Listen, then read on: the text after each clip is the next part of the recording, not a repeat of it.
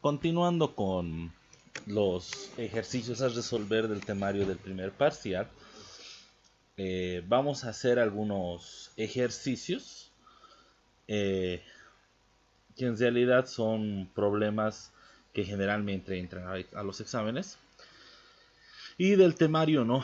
Que es un poco corto para el primer parcial, que sería lo que es la discrepancia de entalpía, lo que sería el coeficiente de fugacidad, lo que sería la estimación del punto de burbuja, el punto de rocío. Vamos a continuar resolviendo ejercicios de ese tipo. En este caso tenemos dos que vamos a resolver. El primero nos dice utilice las tablas de Reynolds para estimar el coeficiente de fugacidad del tetrafluoruro de carbono a 1 megapascal y 400 Kelvin.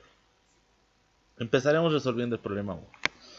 Entonces me indica hallar el coeficiente de fugacidad. Primero, el tetrafluoruro de carbono, claramente su fórmula molecular sería carbono fluoro 4, que es el compuesto número 96 del RAID. Pero ahí me dice el enunciado que utilice las tablas del Reynolds. Entonces yo en el Reynolds tengo diferentes refrigerantes y algunos que otros compuestos, ¿no? Entonces me doy cuenta que el tetrafluoruro de carbono es lo mismo a decir refrigerante 14. Entonces en mis tablas del RAID yo busco refrigerante del Reynolds, yo busco refrigerante 14. Y a mí me dice que yo calcule a una presión de 1 megapascal y 400 Kelvin. Lo primero que tengo que tener en claro son esas condiciones. Tengo que ver en qué estado está. Ya hemos visto que el coeficiente de fugacidad se puede determinar tanto en la región dentro de la campana, fuera de la campana en estado líquido o fuera de la campana en estado de vapor sobrecalentado. Entonces lo primero que hago, yo ahorita no les estoy pudiendo mostrar la gráfica porque lamentablemente no hay de forma digital el libro de Reynolds. Entonces, como no tenemos de manera digital el libro Reynolds, directamente ustedes con su libro, que ahorita lo pueden buscar y pausar el video, se van al refrigerante 14 y se van a la campana, al gráfico, al diagrama de Molière, por así decirlo, o en este caso el diagrama de presión entalpía. Entonces yo me fijo a una presión de 1 megapascal y temperatura de 400 Kelvin y me doy cuenta que está en la región de vapor sobrecalentado. Entonces yo sé que tengo que utilizar las tablas de vapor sobrecalentado. Entonces voy a las tablas que están antes de la gráfica, creo, y me fijo para la temperatura de 400 Kelvin, porque es para esa temperatura que me pide. Y me fijo cuál es la presión mínima que tengo ahí. La presión mínima resulta que es 0,050, que está aquí, por si acaso, 0,050. Y voy sacando los datos hasta la presión que me pide, que es de 1 megapascal, que resulta que tengo 2, 4, 6, 7 datos. ¿Qué es lo que voy a sacar? Presión y su volumen específico. De las tablas del vapor sobrecalentado gas. Saco esos parámetros. Ahora, ¿qué voy a hacer? Primero voy a calcular el R por el T, la multiplicación, que esto es una constante. El R yo sé que es 8,314 pascal por metro cúbico sobre mol Kelvin. Lo multiplico por la temperatura y ya tengo RT. Pero no están en las unidades que yo quiero. Porque el volumen específico es de metros cúbicos sobre kilogramo y la presión es de megapascales. Entonces tengo que llevar primero su peso molecular del refrigerante 14 es 88 gramos mol. Lo transformo los gramos a kilogramos porque veo que el volumen específico está en unidades de kilogramo. Lo transformo los pascales a megapascales. Primero he hecho la transformación a kilo y después a mega, ¿no? Un megapascal es lo mismo decir 1 por 10 a la 6 pascales o 1 por 10 a la 3 kilopascales. Entonces una vez que hago esa transformación al la R por T, ¿qué es lo que yo sé? Esta es la fórmula a aplicar siempre que me dice que utilice las tablas del Reynolds o me diga el método integral, porque ese es un método integral. Entonces yo sé que el logaritmo del coeficiente de fugacidad es igual a la integral, desde la presión mínima de tablas hasta la presión de dato, que en este caso es de 1 megapascal, el volumen específico del gas sobre RT menos 1 sobre P, todo eso por diferencial de la presión. Identifico una integral. Todo lo que está delante del diferencial es la función f de x. O en otras palabras, y, como comúnmente lo podemos llamar. Y lo que está después del diferencial es x.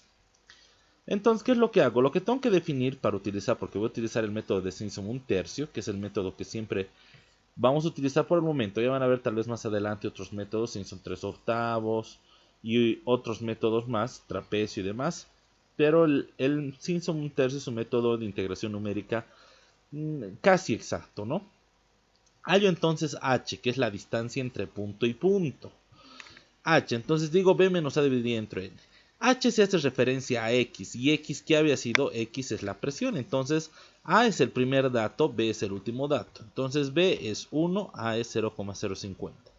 ¿Cuántos datos yo quiero tener? 10. N, entonces digo 10. Ustedes pueden hacer con N igual a 20, N igual a 30, pero no les aconsejo que se compliquen. Entonces con un N igual a 10 les va a ser más factible.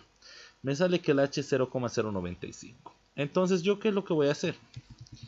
Lo primero que yo he hecho, con la tablita aquí pequeña que tenía, primero he hallado lo que es Y, porque yo necesito Y. Y para mí les he dicho que es todo esto.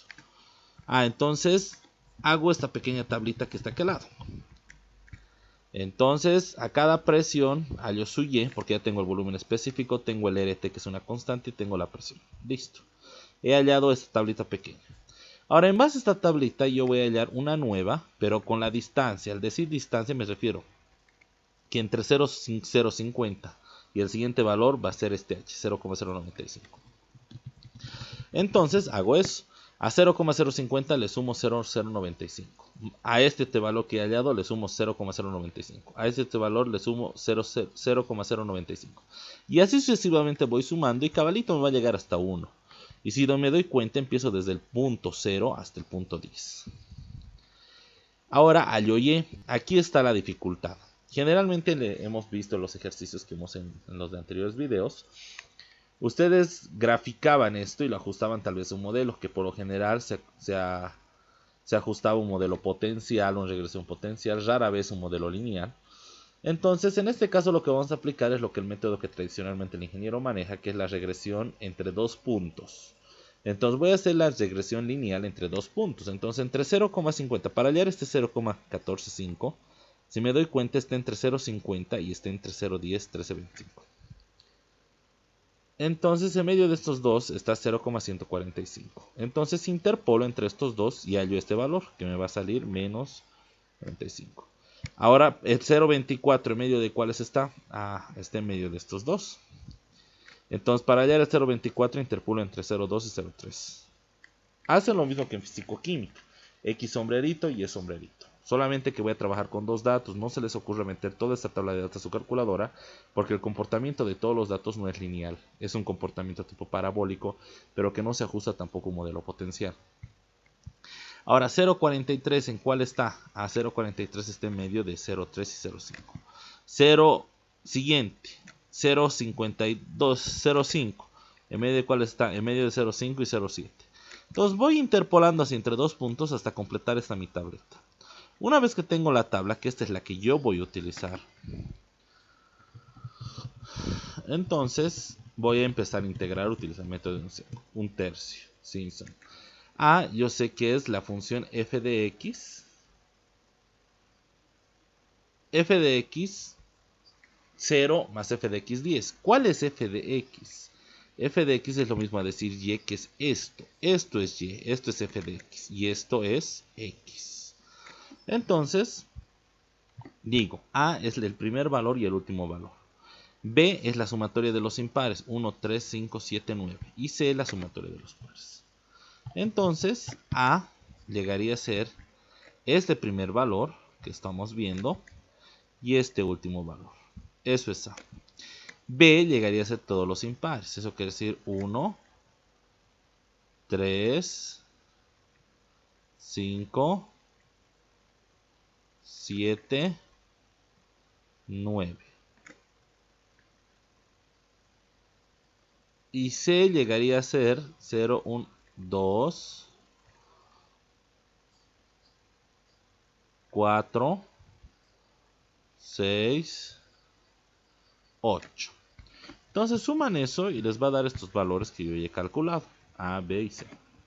Ahora la fórmula del método de Simpson de la integral es igual. La integral es igual a h tercios, paréntesis a más 4b más 2c. H ya he calculado que es 0,095. A ya tengo, B ya tengo, C. Entonces sumo y me sale que la integral es menos 9,09924 por 10 a la menos 3. Pero ¿a qué es igual esta integral? Esta integral es igual al logaritmo del coeficiente de fugacidad y es igual a la integral desde 0,05 hasta 1, todo esto. Entonces yo sé que el coeficiente de fugacidad va a ser el exponencial a la integral y la integral vale este valor.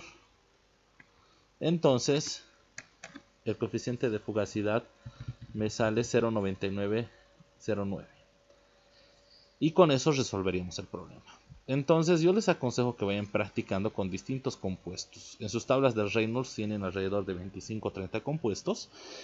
Incluso el refrigerante 134 que alguna vez he entrado por lo que solamente tiene tablas y no tiene gráficas. Entonces a modo de práctica pueden hacer. Hemos visto el comportamiento para gases o para líquidos, o en caso de que esté dentro de la campana. Ahora haremos el problema número 2.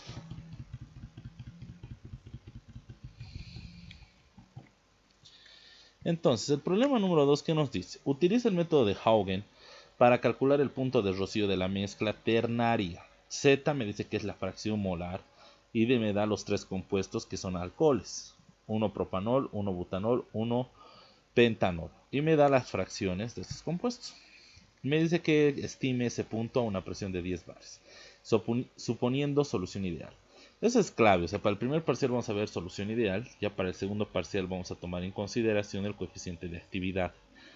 A veces se nos complica un poco más debido a que vamos a utilizar un método que es bastante tedioso, que es el método UNIFAC. Entonces, utilizando eso más, vamos a tener una mejor precisión, pero va a ser más moroso, ¿ya? Ahora, para estimar el punto de rocío y de burbuja hemos visto dos métodos. El primer método es a partir simplemente de las presiones de vapor. O sea, tenían ustedes las ecuaciones de la presión de vapor en el rate. Cada compuesto les dice qué ecuación sigue. O caso contrario, podían sacar las presiones de vapor del Reynolds. Porque las tablas dentro de la campana del equilibrio líquido-vapor del Reynolds son las presiones de vapor a cada temperatura. Entonces es el método, digamos, se puede decir más exacto, solamente que es más largo. En cambio, este método, que es el método de Haugen, nos habla a partir de la constante de equilibrio de vaporización. Y eso nos da a entender que, digamos, suponiendo un destilador flash, que podemos decir, lo vamos a dibujar aquí brevemente. Entonces, vamos a suponer que fuera un destilador flash. Entonces, yo me dibujo aquí un destilador. Este destilador va a tener una corriente, un flujo de alimentación.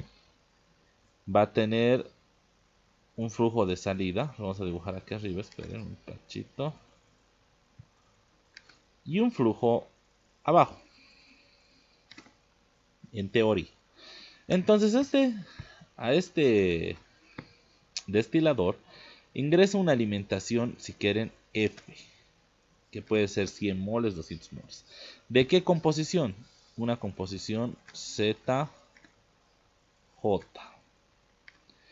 Eso quiere decir, va a ingresar, puede ser 3, 4, 5, 10, hasta 100 compuestos con distintas composición y un flujo total.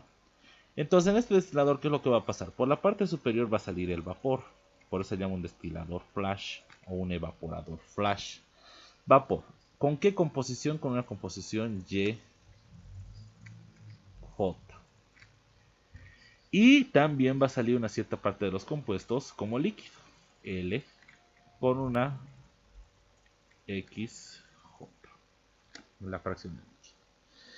Entonces, en teoría, cuando hablamos del punto de rocío, estamos diciendo y hemos hablado de que el punto de rocío es la primera gota de condensación, porque ya está empezando a condensar. En cambio, el punto de burbuja es la primera burbuja. El punto de burbuja es la primera gota que pasa a la fase de vapor. El punto de rocío es la primera gota que condensa. Entonces, cuando hablamos del punto de rocío, tenemos que llegar a la sumatoria de X. Por lo tanto, quiere decir, en otras palabras, que Y, este valor de aquí, en otras palabras, no saldría nada de vapor y todo saldría como líquido.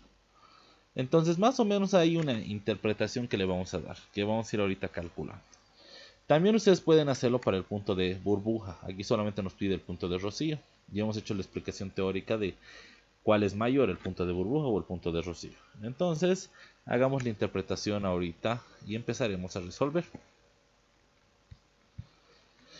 Entonces, empezamos. Primero, me dice solución ideal. Me está diciendo que el coeficiente de actividad vale 1. El coeficiente de actividad se simboliza con ese signo. ¿A qué presión me está pidiendo? A 10 bares.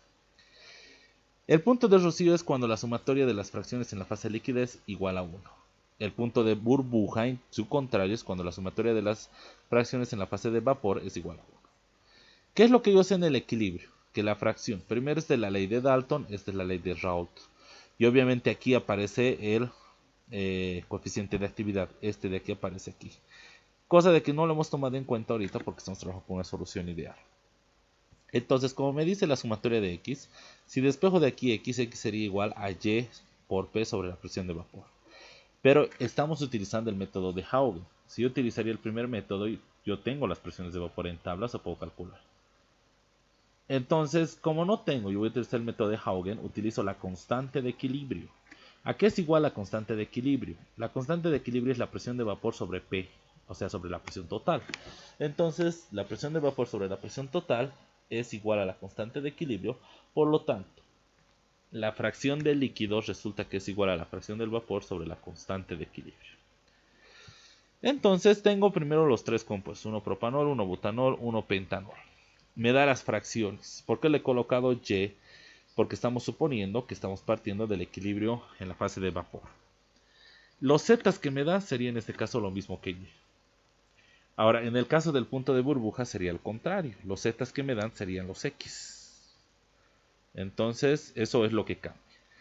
En el punto de rocío, los zetas que me da lo he tomado como Y. En el punto de burbuja, los zetas que me da lo tomaría como X. El 1-propanol es el compuesto 207, 1-butanol 200 tantos, el 1-pentanol 300 tantos. ¿Qué es lo que tengo que sacar? Su punto de ebullición, temperatura crítica, presión crítica. De todos los tres compuestos saco de tablas, del rate, correcto. He sacado sus zetas críticos, que me ha salido 0,253, 0,259, 0,26. En la realidad, este método de Haugen, o el gráfico que vamos a utilizar, que ya lo hemos visto, utilizamos el gráfico solo cuando z es igual a 0,27. Hay una fórmula de corrección. Cuando el z es distinto a 0,27, pero con el ingeniero a veces lo supone, ¿no? Asumen de que el z es 0 próximo a 0,27. Entonces, viendo esta situación, no hay ningún problema. Vamos a suponer que los zetas de los tres es 0,27. No nos va a afectar en nada. Obviamente hay un pequeño error, pero vamos a suponer, estamos diciendo, ¿no? Entonces, viendo esa situación, ¿qué es lo primero que vamos a hacer? Primero, suponemos que para todos los casos el z es 0,27. Así directo usamos la gráfica. Empezamos a iterar con el punto de ebullición menor y sacamos el punto que en este caso sería la temperatura reducida y la constante de vaporización. Entonces, ¿cuál es el punto de ebullición más bajo? El primer compuesto es punto de ebullición 370, segundo 390 y tercero 411. Entonces empezaré con 370 a iterar, ¿no? Entonces yo me supongo la temperatura de 370. Primero tengo yo tres compuestos. De los tres compuestos yo tengo sus presiones reducidas, que es la presión total, que es 10 sobre la presión crítica. Presión total, presión crítica. Entonces ya tengo la presión reducida de los tres. Tengo la temperatura de 370 y lo que voy a hallar es la temperatura reducida. Vamos a hacerlo aquí mejor por segmentos.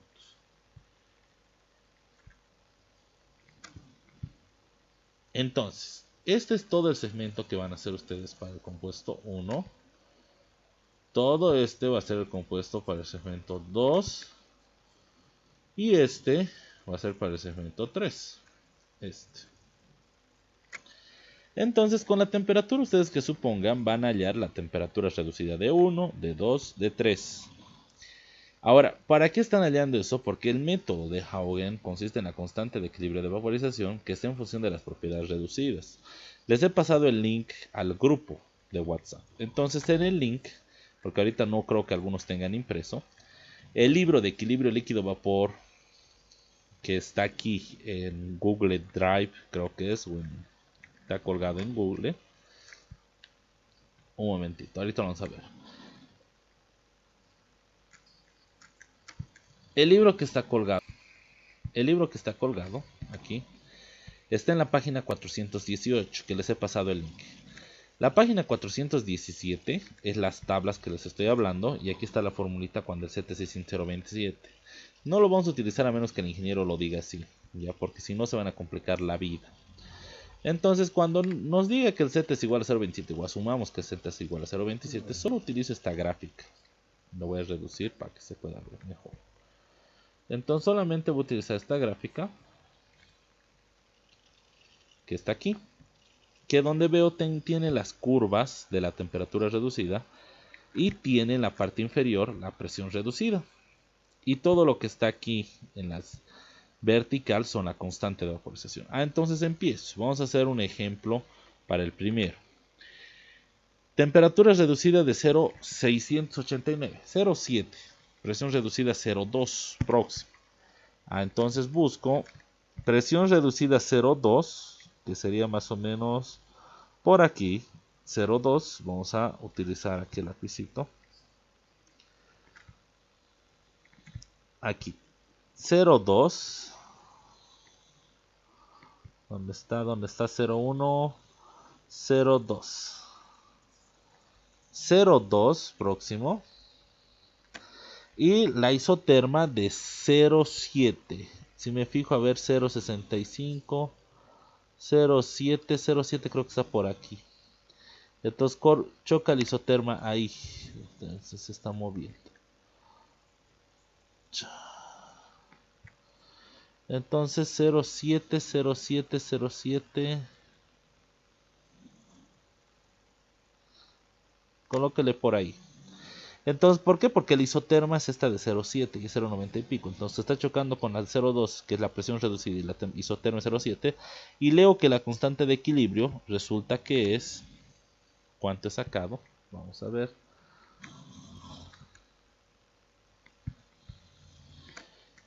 La constante de equilibrio resulta que es 0,38. Entonces ya tengo la constante de equilibrio y hallo x1, que va a ser y1. Y1 ya les he dicho al inicio cuánto es, que es lo mismo a z. Y divido entre k1 y hallo x1. Hago lo mismo para 2. Ya tengo la temperatura reducida de 2, hallo k2 de la gráfica que les he mostrado y hallo x. Hago lo mismo para 3, hallo la temperatura reducida 3, hallo k3 y hallo x. Entonces voy haciendo eso y me doy cuenta que la sumatoria de esta x1 más x2 más x3 me sale 5.56. Y es mucho porque la sumatoria tiene que ser 1, la sumatoria de las fracciones es igual a 1. Aumentó la temperatura hasta 400 y me sale 2,74.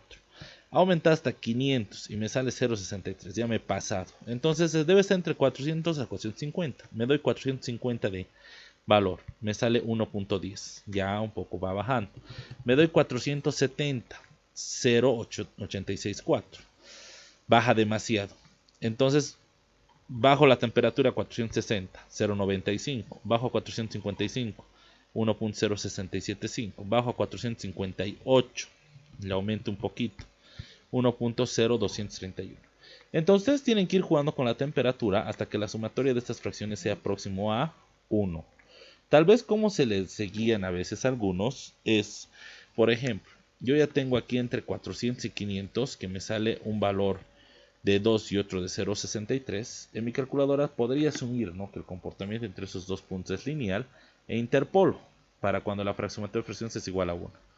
Obviamente el resultado tal vez les salga 460. No va a ser exacto, pero ya les va a acercar un poco más a la solución correcta, porque no sabemos si el comportamiento de, en este caso, la temperatura y la sumatoria de la fracción es lineal, es curva, es polinomio, exponencial. Entonces, pueden seguir iterando hasta que la sumatoria salga 1, eso quiere decir 1,005 o 0,9998, digamos. Entonces, seguimos iterando hasta que la temperatura que me salga así. Entonces la temperatura que hay donde la sumatoria de x sea igual a 1 resulta que es el punto de burbuja, dew point, que se lo dice en inglés, dew point, que en ese caso yo le he asumido que es próximamente a 458. Entonces yo puedo decir que es cercano el punto de Rossi a este valor, porque evidentemente este no es exacto, ¿no? Fíjense que la sumatoria me sale 1,0231. Entonces, ahí. Ahora ustedes pueden hacer el mismo ejercicio, aparte de calcular el punto de Rocío, calculan el punto de burbuja. Entonces van a tener que calcular en vez de x, y. ¿Y a qué sería igual a x? A los zetas. Entonces solamente eso cambia. Les sugiero que vayan practicando porque esta es habilidad. Incluso si pueden utilizar tablas de Excel les va a ser muy útil. Porque en tablas de Excel ustedes saben que les bota rápidamente. Ustedes se dan una temperatura, lo colocan ecuaciones y les bota estos valores de la temperatura, les bota acá y se lo calcula. Entonces les va a ser muy útil. Lo que les va a costar trabajito obviamente es la lectura en la gráfica. Por eso la gráfica del libro que les he pasado del link, imprímala, que es de la página. Impriman esa gráfica, así ustedes en su casa con su reglita van viendo o determinando los valores. Con eso concluiríamos el primer video. Los ejercicios que vamos a ir resolviendo en el segundo y tercer video son de la misma manera problemas que generalmente suelen entrar al examen. Obviamente ya en el primer paquete se les ha dado los aspectos generales y en este segundo ya nos estamos enfocando a ejercicios puntuales para aplicar lo que ya se les ha explicado, se puede decir, en el primer paquete. Cualquier duda o consulta al WhatsApp